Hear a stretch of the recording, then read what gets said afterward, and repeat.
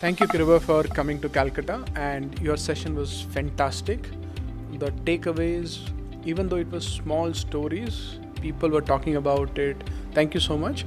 Just taking from there, tell us more about you, that what you are doing right now, what are the new things, especially about the interviews that you're doing with so many amazing people. So what are the learnings that you have? Tell us about it, and then we'll take it from there. Sure. So, my name is Kiruba Shankar. I do three things, Aji. The first one is that I run a digital consulting firm. So we advise corporate companies on digital strategies and we execute it for them. You're completely in the know. IndusNut does way better. The second one is I love teaching. I've been a professor of digital marketing for 18 plus years now.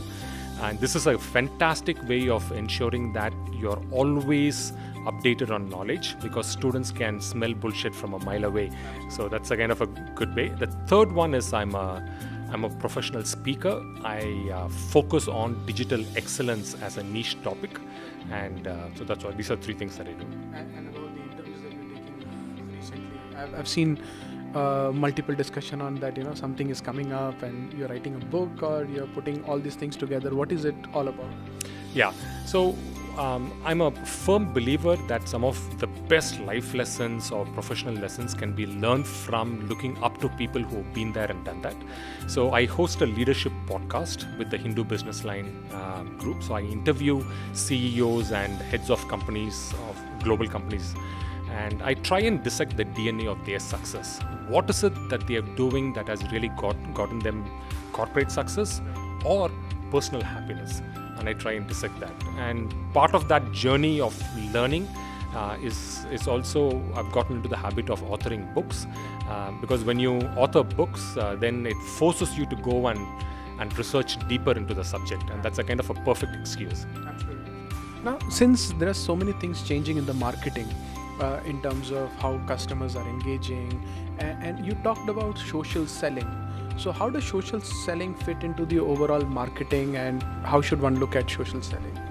Yeah, I've seen this absolute shift happening, Ajay, and this is that digital marketing per se is now completely changing. It is no longer digital marketing. It is just traditional marketing, but being done in using digital tools or in the digital era. So ultimately what's happening is that the vanity metrics of how many people have seen my post or how many subscribers to my YouTube channel, those are moving away from the sheer exposure a bit, and it is moving towards what is the tangible business impact it is happening. How much is my profit increasing because I've started to invest in digital? So I see that shift happening, and I decided that if this is what clients are wanting, then this is exactly what we should offer to the clients as well. And that's where my shift really focused away from digital marketing towards focusing on digital selling and helping clients move align with their sales strategies and ensure that there's more business coming in through digital. Perfect. And when you look at all of these people who want to learn digital marketing today, or anything around digital success, digital selling, so what are your advices to them? How should they learn, and how should they build their career, which is not around gimmicks but about fundamentals, where they should start and how they should build their career in digital marketing? Yeah, I think I would definitely apply the Pareto's principle here, Ajay, the 80-20 rule. 80% of the knowledge in digital will only come from your ability to actually sit down and do real life projects. 20% can come from watching YouTube videos or reading books and attending classroom sessions, but I think all the bulk of it has to come from practical experience. And the best practical experience is actually getting things done, which is working on taking up a project, applying the principles, failing in it, learning from the successes and tweaking the model. I think that's the best way to do that, in my opinion.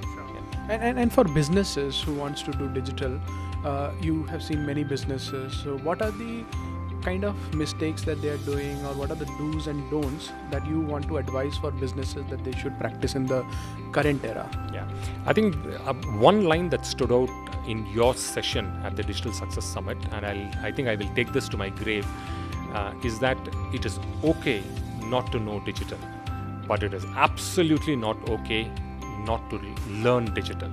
I think that's a very powerful statement, especially for business leaders, and I particularly mean CXOs. It is very important for them to really invest their time, energy, and effort into learning. And one good way to do that is to really shadow and mimic the millennials, and try and put yourself in the shoes of them, and try and figure out what is it that they're going through, and what are the best strategies to apply into their own business. That would be my strongest one. And you do that not only by mimicking the millennials, but also investing in education. It is through joining a course. I know that you're starting a digital marketing university. Yeah, we've been running digital marketing university for a few months now, and so we are training CXOs, professional students, and the whole idea is not about knowledge. We feel that knowledge is available all around the web, but how do you convert the knowledge into wisdom by putting the knowledge into a structured way? So because most of the people learn today and forget tomorrow, but what can we do so that they don't forget, and how it can connect with them? So that's the idea. So it's been doing good. So we'll speak more about Digital Marketing University at some point in time with you. Yep. And we'll see that what we can do.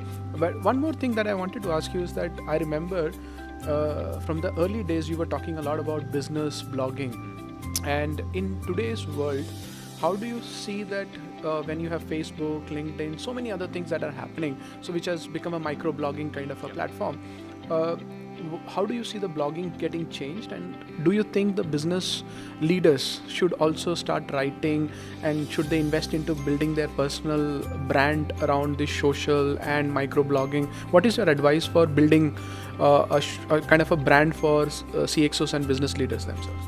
Doing exactly what you're doing right now, Vaji. Just look at that. So we have a camera, we're sitting in a nice cozy room in a sofa, but what you're doing is you're taking the time out to have this conversation with me, and you're having conversations with multiple other leaders on niche specific topics.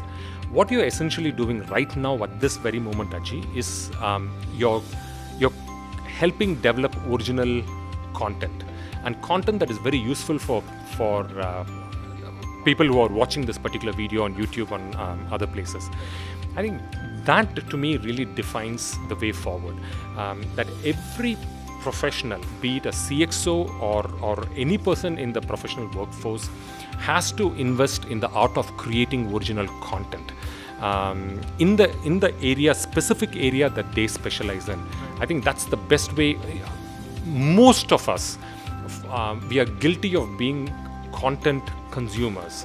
We watch YouTube videos, we read newspapers that somebody else edits, we watch Netflix that somebody else has produced. But what is the original content that we have created? It's extremely minuscule. The people who really succeed in the digital world are the people who are actually original content creators.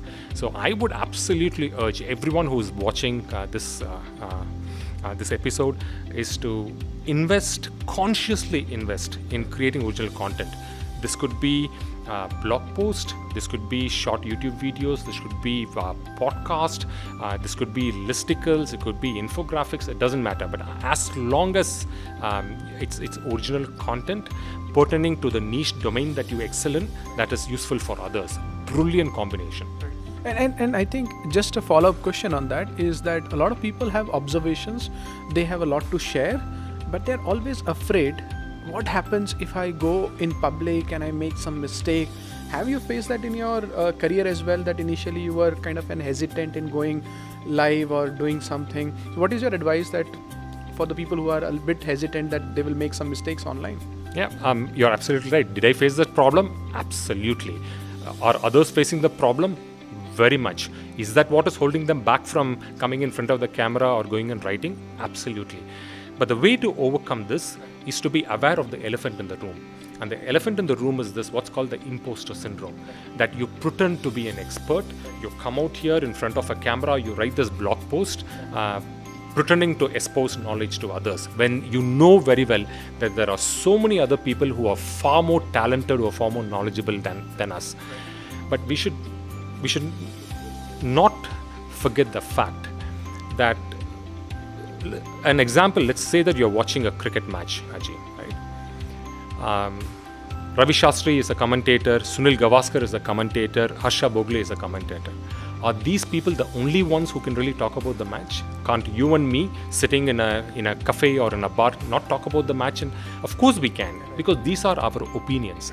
I think we should stop looking at this as the gurus going and talking about this knowledge, and instead look at this as, this is just my own personal opinion.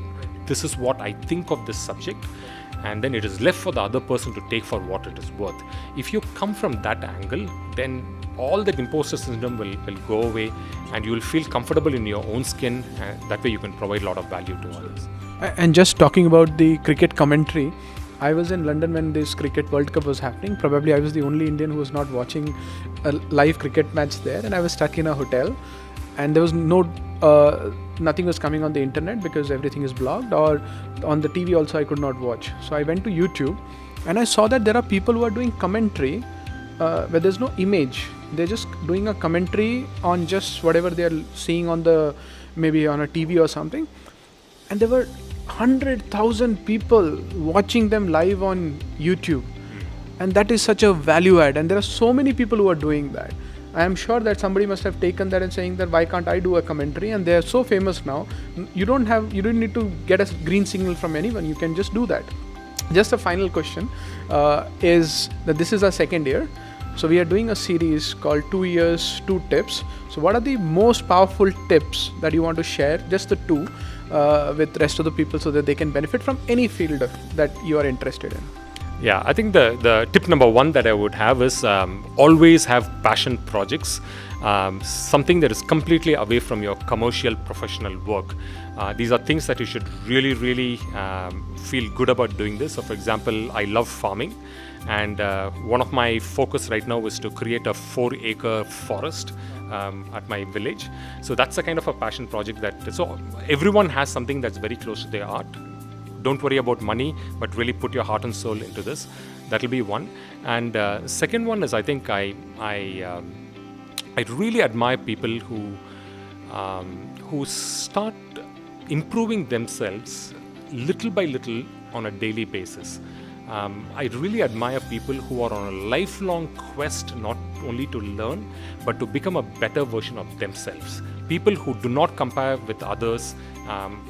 Competition is completely out. It is just them with themselves and wanting to become better. And I have the highest respect for people like that. And that's what I would really wish for everyone else to follow.